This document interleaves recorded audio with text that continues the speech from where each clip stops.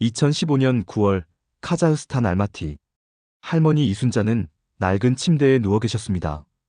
83살 폐렴이 악화돼 숨을 쉬기조차 힘들어 보였어요. 수진아. 할머니가 떨리는 손으로 저를 불렀습니다. 러시아식 이름 알렉산드라가 아니라 한국 이름 수진으로요.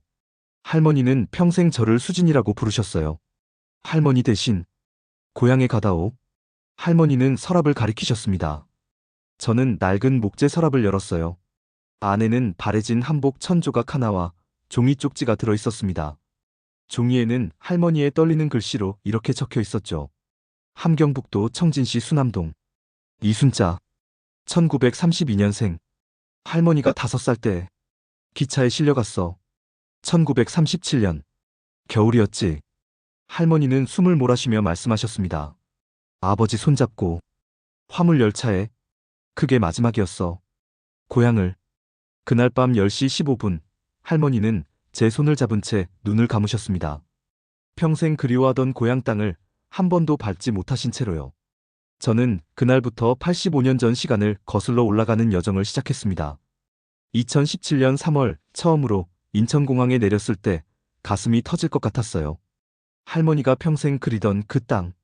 하지만 할머니의 고향 청지는 북한이었고 저는 그곳에 갈 수 없었습니다. 3년간 서울에서 식당 설거지를 하고 공장에서 일했어요. 한국어를 배우고 사회통합 프로그램을 이수했습니다. 사람들은 물었어요. 너 러시아 사람이야? 아니요, 저는 고려인입니다. 한국 사람의 후손이에요. 2021년 귀화 허가서를 받았을 때 저는 할머니 사진 앞에서 울었습니다. 2022년 10월 12일 오전 10시 서울시청 대강당. 저는 98명의 귀화 대상자들과 함께 태극기 앞에 섰어요. 나는 자랑스러운 대한민국 국민이 될 것을 엄숙히 선서합니다. 선서를 하는 동안 할머니 목소리가 들리는 것 같았습니다. 수진아, 잘했다. 고향에 돌아왔구나.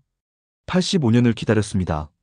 1937년 화물 열차에 실려 떠난 할머니의 여정이 2022년 손녀의 귀화로 완성됐습니다. 이제 저는 알렉산드라가 아닙니다. 대한민국 국민 이수진입니다. 이야기에 앞서 구독, 좋아요 눌러주시고 댓글로 대한민국 화이팅 남겨주세요. 제작에 큰 힘이 됩니다. 저는 이 알렉산드라입니다. 1997년 카자흐스탄 알마티에서 태어났죠. 카자흐스탄 국적이었지만 할머니는 저를 단 한 번도 그 이름으로 부르지 않으셨어요. 항상 수진이라고 부르셨습니다. 어릴 때는 이해하지 못했습니다. 왜 할머니만 저를 다른 이름으로 부르시는지요. 친구들은 모두 러시아식 이름이었거든요. 예카테리나, 나탈리아, 올가. 저도 알렉산드라였어요. 10살 되던 해 할머니 방에서 이상한 옷을 발견했습니다. 형형색색의 천으로 만든 긴 치마와 저고리였어요. 할머니는 그걸 한복이라고, 한국 사람들이 입는 옷이라고 하셨습니다. 제가 할머니도 한국 사람이냐고 묻자 할머니는 한참을 침묵하시더니 고개를 끄덕이셨어요. 당신도 조선 사람이고 나도 조선 사람이라고 하셨습니다. 그날 밤 할머니는 처음으로 1937년 겨울 이야기를 들려주셨습니다. 할머니는 5살이었습니다. 함경북도 청진에서 작은 가게를 하던 할아버지 이진수, 할머니 박금순, 그리고 어린 순자. 평범한 조선 가정이었어요. 어느 날 밤 소련 군인들이 들이닥쳐 짐을 싸라고 1시간 안에 나오라고 했습니다. 할머니는 울면서 아버지 손을 잡았고 어머니는 급하게 옷가지를 보따리에 쌌어요. 한복 한 벌, 이불 하나 쌀 안 돼. 화물 열차였습니다. 수백 명의 조선 사람들이 가축처럼 실렸어요. 12월의 추위 속에서 기차는 2주 동안 달렸고 많은 사람이 죽었습니다. 특히 어린아이들과 노인들이요. 할머니는 창밖으로 끝없는 눈만 보였다고 하셨어요. 아버지가 할머니 손을 꽉 잡고 괜찮다고 곧 집에 갈 거라고 했지만 그들은 돌아가지 못했습니다. 기차가 멈춘 곳은 카자흐스탄 크지로르다 사막이었습니다. 조선 사람들은 그곳에서 벼농사를 지으라는 명령을 받았어요. 사막에서 벼농사를요. 많은 사람이 굶어 죽었습니다. 할머니의 어머니도 1940년 겨울 영양실조로 돌아가셨어요. 8살 소녀는 어머니를 잃었습니다. 아버지가 혼자서 할머니를 키웠습니다. 너무 힘들었을 거예요. 그래도 아버지는 몰래 조선말을 가르쳤습니다. 소련 당국이 금지했지만요. 1950년대 스탈린 시절에는 한국어를 쓰면 잡혀갔습니다. 고려인들은 러시아어만 써야 했고 이름도 러시아식으로 바꿔야 했어요. 이순자는 리순자로, 김철수는 킴철수로. 하지만 할머니 아버지는 포기하지 않았습니다. 밤마다 조선말을 가르쳤어요. 아버지, 어머니, 밥, 김치, 고향. 잊으면 안 된다고, 우리가 누군지 잊으면 안 된다고 했습니다. 할머니는 20살에 같은 고려인 이철호와 결혼했습니다. 우리 할아버지도 함경도에서 강제 이주당한 고려인이었어요. 두 사람은 알마티로 이주해 작은 고려인 식당을 열었습니다. 김치, 국수, 만두를 팔았어요.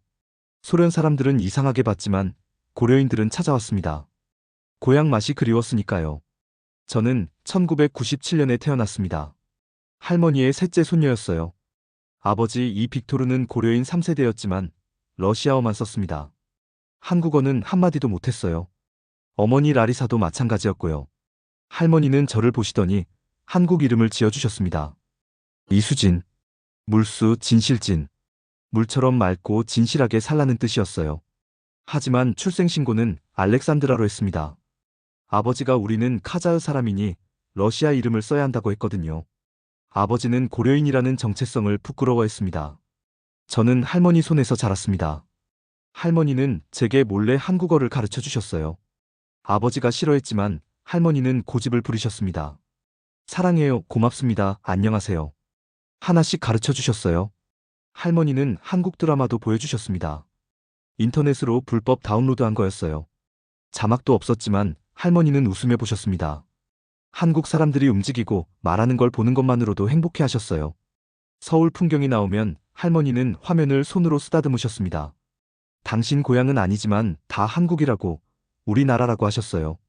15살 때 저는 학교에서 왕따를 당했습니다. 제 눈이 작고 머리카락이 검다는 이유로요. 중국인, 일본인이라고 놀렸어요. 카자흐스탄에서는 동양인 얼굴이 드물었거든요. 집에 와서 울었습니다. 할머니가 저를 안아주시며 말씀하셨어요. 수진이는 고려 사람이라고 자랑스러워해야 한다고요. 저는 한국어도 잘 못하고 한국에 가본 적도 없다고 울먹였습니다. 할머니는 괜찮다고, 피가 한국 사람이면 그걸로 충분하다고 하셨어요. 2015년 8월 할머니가 쓰러지셨습니다. 폐렴이었어요. 병원에 입원하셨지만 의사는 고개를 저었습니다. 나이가 많으시고 폐가 약하다고, 길어야 한 달이라고 했어요. 저는 매일 병원에 갔습니다. 할머니 손을 잡고 앉아 있었어요. 할머니는 가끔 눈을 뜨시고 제 손을 쓰다듬으셨습니다. 9월 어느 날 할머니가 제 손을 꽉 잡으며 말씀하셨습니다. 할머니 대신 고향에 가달라고요. 서랍을 가리키셨어요. 저는 서랍을 열었습니다. 바래진 한복 1000조각과 종이 쪽지가 들어있었어요. 함경북도 청진시 수남동, 이순자, 1932년생이라고 적혀 있었습니다. 할머니 고향이었습니다. 할머니는 평생 그리워했지만 못 가봤다고 하셨어요. 저라도 가달라고 할머니 대신. 저는 같이 가자고 제가 모셔가겠다고 했지만 할머니는 고개를 저으셨습니다. 이제 못 간다고, 하지만 수진이가 가면 할머니도 간 거라고 하셨어요. 2015년 9월 17일 밤 10시 15분. 할머니는 제 손을 잡은 채 눈을 감으셨습니다. 마지막 말씀은 고향이었어요. 장례식장에서 아버지가 말했습니다. 엄마는 평생 한국을 그리워했다고, 가보지도 못한 나라를요. 저는 그날 밤 결심했습니다. 할머니 대신 가겠다고. 한국의 고향에. 그게 제가 할머니께 드릴 수 있는 마지막 효도였으니까요. 하지만 저는 몰랐습니다. 그게 얼마나 어려운 일인지를요. 2015년 10월 할머니 장례를 치르고 일주일 후였습니다. 저는 알마티 시내 한국 대사관 앞에 서 있었어요. 큰 태극기가 바람에 펄럭이고 있었습니다. 평생 할머니가 그리워하던 그 깃발이었죠. 영사과 직원은 친절했습니다. 고려인이냐고 물었고 저는 고개를 끄덕였어요. 직원은 재외동포 F-4 비자에 대해 설명했습니다. 할머니가 한국 국적을 보유했던 사람이니 손녀인 저도 신청 자격이 있다고 했어요. 하지만 두 가지가 필요했습니다. 첫째, 할머니가 한국 국적을 보유했음을 증명하는 서류. 둘째, 한국어 능력을 입증하는 서류. 2019년부터 고려인은 TOPIK 1급 이상이나 사회통합 프로그램 사전평가 21점 이상이 필요하다고 했어요. 저는 막막했습니다. 할머니는 1937년에 강제 이주당했고 모든 서류는 그때 사라졌어요. 남은 건 한복 1000조각과 종이 쪽지뿐이었죠. 한국어는 할머니에게 배운 기초 회화가 전부였고요. 직원은 난감한 표정을 지었습니다. 증명서 없이는 어렵다고 했어요. 하지만 고려인 단체에 문의해보라고, 혹시 도움을 받을 수 있을 거라고 했습니다. 집으로 돌아오는 길, 저는 좌절했습니다. 할머니 약속을 지킬 수 없을 것 같았어요. 아버지는 제 모습을 보더니 말했습니다. 포기하라고, 우리는 이미 카자흐 사람이라고 했어요. 하지만 저는 포기할 수 없었습니다. 2015년 11월, 저는 알마티 고려인 문화센터를 찾아갔습니다. 낡은 건물 2층에 있는 작은 사무실이었어요. 벽에는 태극기와 고려인 역사 사진들이 걸려 있었습니다. 센터장 박세르게이 씨가 저를 맞았습니다. 60대 고려인 2세대였어요. 저는 할머니 이야기를 했습니다. 함경북도 청진 출신이라는 것, 1937년 강제 이주당했다는 것, 평생 한국을 그리워했다는 것. 박 씨는 고개를 끄덕이며 들었습니다. 할머니와 비슷한 사람이 수만 명이라고 했어요. 박 씨는 저에게 절차를 설명해 줬습니다. 먼저 고려인임을 증명해야 한다고, 가족관계 증명서가 없으면 고려인 단체의 확인서로 대체할 수 있다고 했습니다. 그리고 한국어 능력이 필요하다고 했어요. TOPIK 1급을 따거나 사회통합 프로그램 사전평가에서 21점 이상을 받아야 한다고요. 저는 할머니가 가르쳐준 한국어가 있다고 말했습니다. 박 씨는 테스트를 했어요. 자기소개를 해보라고 했습니다. 저는 떨리는 목소리로 말했어요. 제 이름은 이수진이라고, 할머니가 지어주신 이름이라고요. 박 씨는 웃었습니다. 발음이 옛날 함경도 사투리라고, 할머니가 잘 가르쳐 주셨다고 했어요. 하지만 충분하지 않았습니다. TOPIK 시험이나 사전평가를 통과하려면 더 많은 한국어가 필요했어요. 박 씨는 센터에서 운영하는 한국어 교실을 소개해줬습니다. 주 3회, 저녁 7시부터 9시까지. 무료였어요. 2015년 12월부터 저는 한국어 교실에 다니기 시작했습니다. 학생은 20명 정도였어요. 대부분 고려인 젊은이들이었습니다. 한국에 가고 싶어 하는 사람들이었죠. 선생님은 한국에서 온 봉사자 김미영 씨였습니다. 30살쯤 돼 보였어요. 밝은 미소로 우리를 가르쳤습니다. 한글부터 시작했어요. 나 다 알아. 저는 이미 할머니에게 배웠지만 다시 공부했습니다. 낮에는 대학교 도서관에서 아르바이트를 했습니다. 책 정리하고 청소하는 일이었어요. 월급은 5만 탱게, 한국 돈으로 약 15만 원이었죠. 많지 않았지만 한국어 교재를 사고 인터넷 비용을 내는 데는 충분했습니다. 밤마다 한국어를 공부했습니다. 김미영 선생님이 준 교재를 펼치고 할머니 사진 앞에서 소리내어 읽었어요. 이게 뭐예요? 이건 책이에요. 저는 학생입니다. 2016년 3월, 저는 한국어 능력 시험 준비를 시작했습니다. TOPIK라는 시험이었어요. 1급만 따면 F-4 비자 신청에 필요한 한국어 능력을 증명할 수 있다고 했습니다. 김미영 선생님은 특별히 저를 도와줬습니다. 수업 끝나고 30분씩 추가로 가르쳐줬어요. 문법, 어휘, 읽기, 듣기. 쉽지 않았습니다. 하지만 포기하지 않았습니다. 할머니 약속을 지켜야 했으니까요. 2016년 7월, 첫 TOPIK 시험을 봤습니다. 알마티 시내 대학교 강의실에서 시험이 진행됐어요. 시험장에는 200명 정도가 있었습니다. 시험은 어려웠습니다.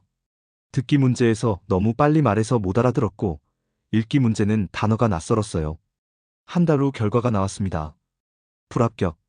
1급 기준점인 80점에 못 미친 67점이었어요. 저는 울었습니다. 김미영 선생님이 위로해줬어요. 괜찮다고, 다음에 다시 보면 된다고 했습니다. 2016년 10월, 아버지와 큰 싸움을 했습니다. 아버지는 제가 한국어 공부하는 걸 못마땅해 했어요. 시간 낭비라고, 차라리 돈을 벌라고 했습니다. 우리는 카자흐스탄에서 사는 사람들이라고, 한국은 우리와 상관없다고 했어요. 저는 아버지한테 소리쳤습니다. 할머니가 평생 고향을 그리워했다고, 우리는 고려 사람이라고 했어요. 아버지는 고개를 저었습니다.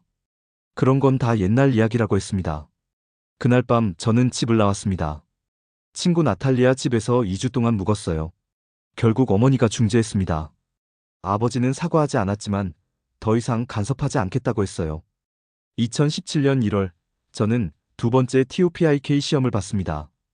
6개월 동안 매일 4시간씩 공부했어요. 문제집 3권을 풀었고 한국 드라마를 자막 없이 봤습니다. 시험 결과가 나왔습니다. 합격. 1급. 100점 만점에 88점이었어요. 저는 그 결과지를 들고 할머니 사진 앞에 갔습니다. 할머니 해냈어요. 이제 한국에 갈 수 있어요. 2017년 2월, 저는 다시 한국 대사관을 찾아갔습니다. 이번에는 서류가 준비돼 있었어요.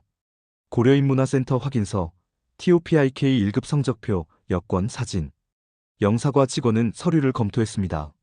3주 후 문자가 왔습니다. F-4 비자, 발급 허가. 저는 소리를 질렀어요. 나탈리아가 놀라서 뭐냐고 물었지만 저는 대답할 수 없었습니다. 울음이 터져 나왔거든요. 2017년 3월 15일, 저는 인천행 비행기에 올랐습니다. 편도 항공권이었어요. 돌아올 생각이 없었습니다. 한국에서 살 거였으니까요. 알마티 공항에서 어머니가 울었습니다. 아버지는 아무 말 없이 저를 껴안았어요. 처음이자 마지막 포옹이었습니다. 돌아오라는 말은 하지 않았어요. 대신 건강하라고 했습니다. 비행기가 이륙했습니다. 그날 밤 저는 고시원 2평짜리 방에 짐을 풀었습니다. 창문도 없고 화장실도 공용이었어요. 하지만 이곳이 제 첫 다음 날부터 일자리를 찾기 시작했습니다. 최은정 씨가 몇 곳을 소개해줬어요.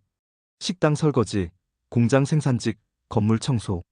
저는 식당을 선택했습니다. 영등포 한 식당이었어요.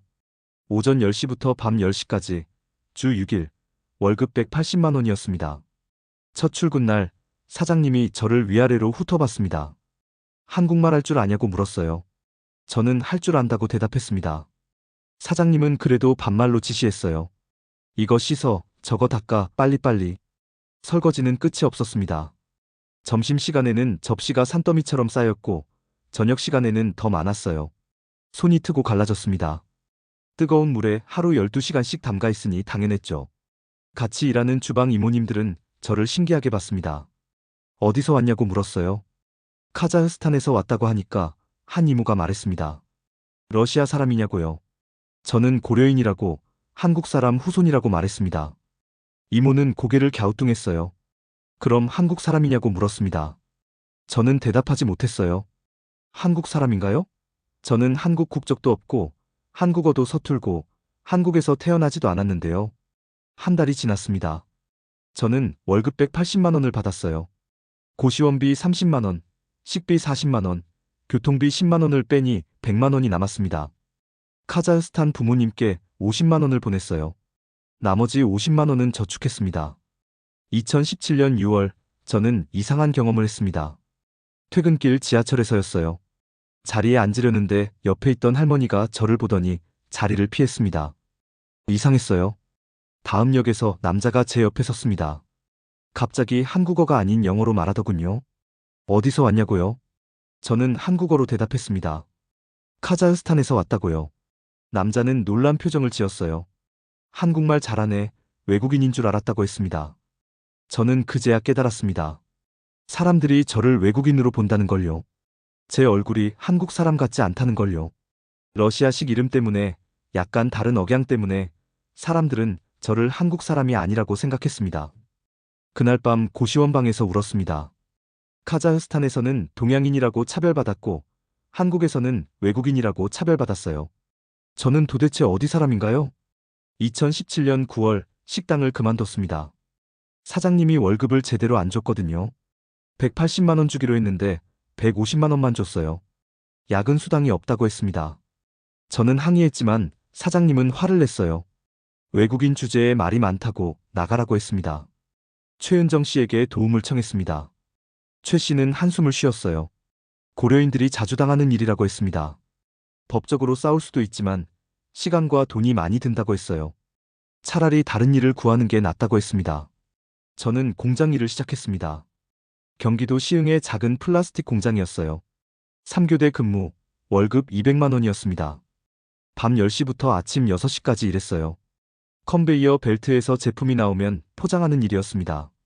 단순했지만 힘들었습니다. 서서 8시간 동안 같은 동작을 반복했거든요. 허리가 아팠고 다리가 부셨어요.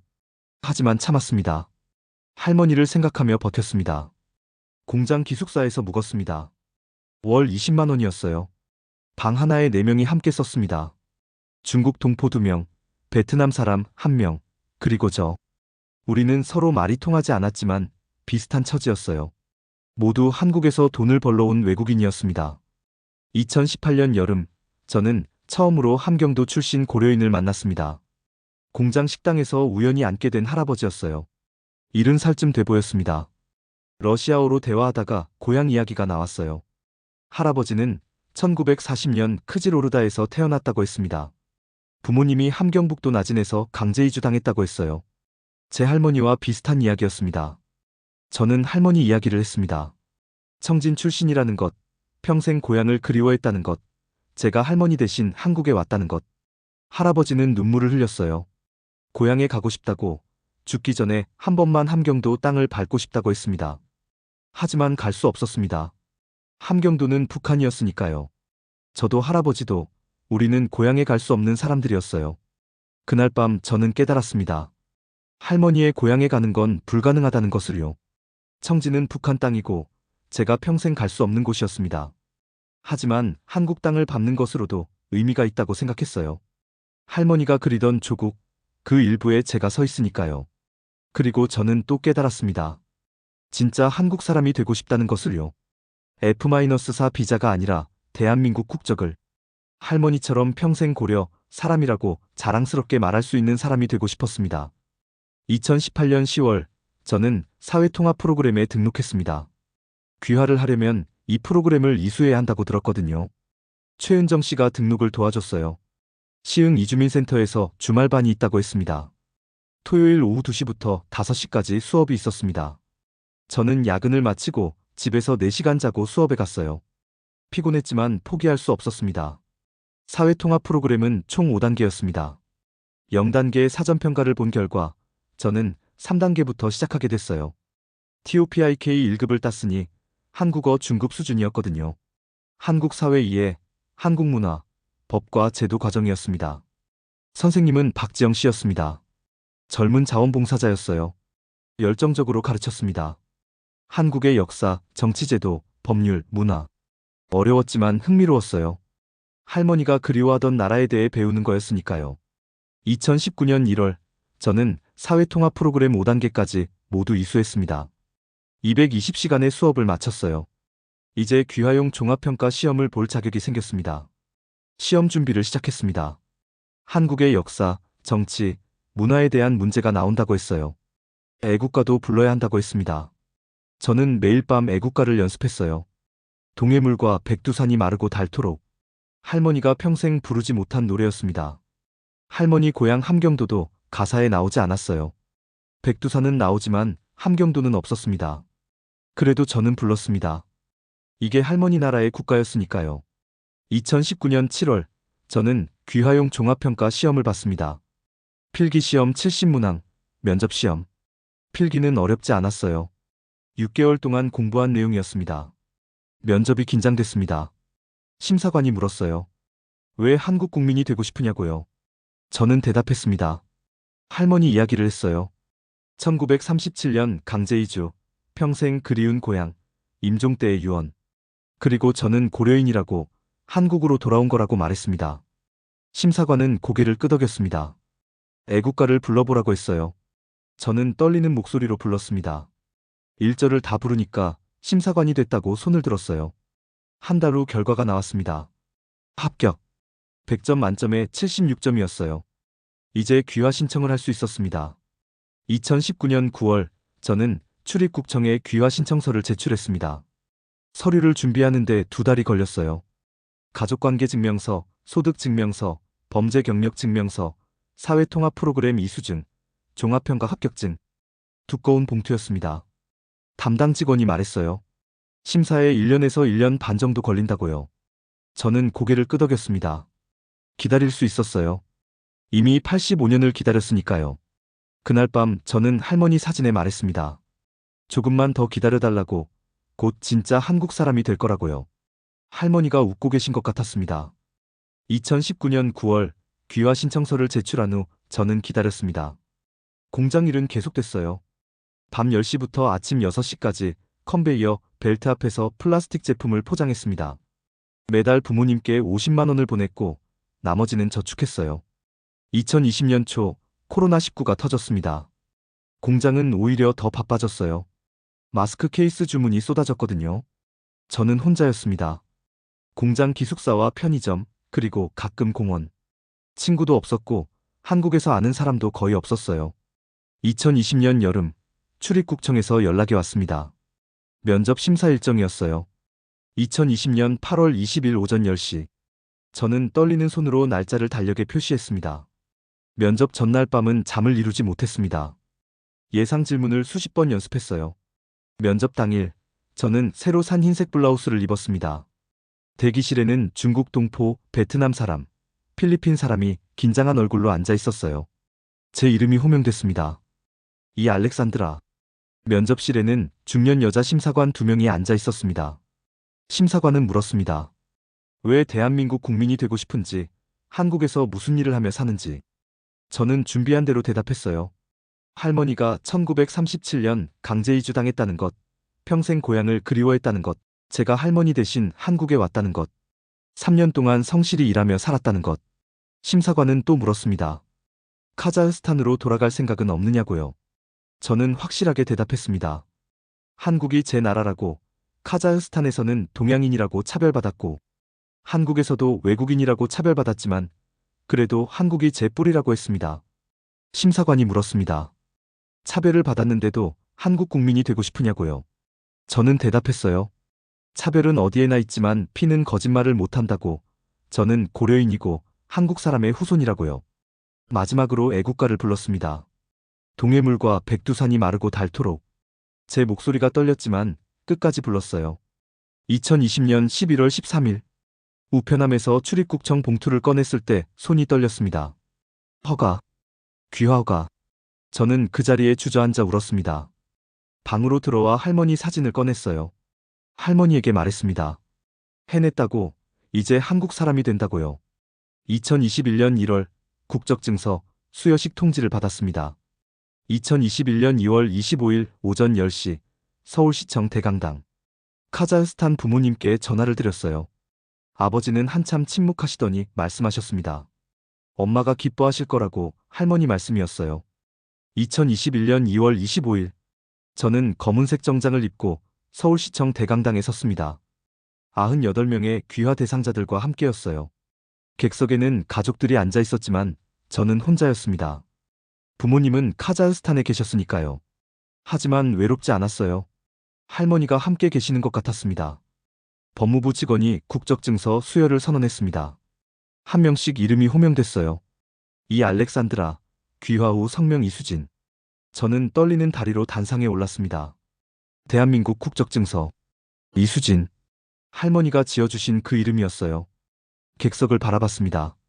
빈 좌석들 사이에서 할머니가 한복을 입고 웃고 계시는 것 같았습니다. 우리는 태극기 앞에 섰습니다. 국민선서 시간이었어요. 나는 자랑스러운 대한민국 국민이 될 것을 엄숙히 선서합니다. 제 목소리가 울렸습니다. 나는 대한민국의 주권 수호와 국익 증진에 기여하며 전통과 문화를 사랑하고 법을 준수하며 모든 권리와 의무를 다할 것을 다짐합니다. 눈물이 흘렀습니다.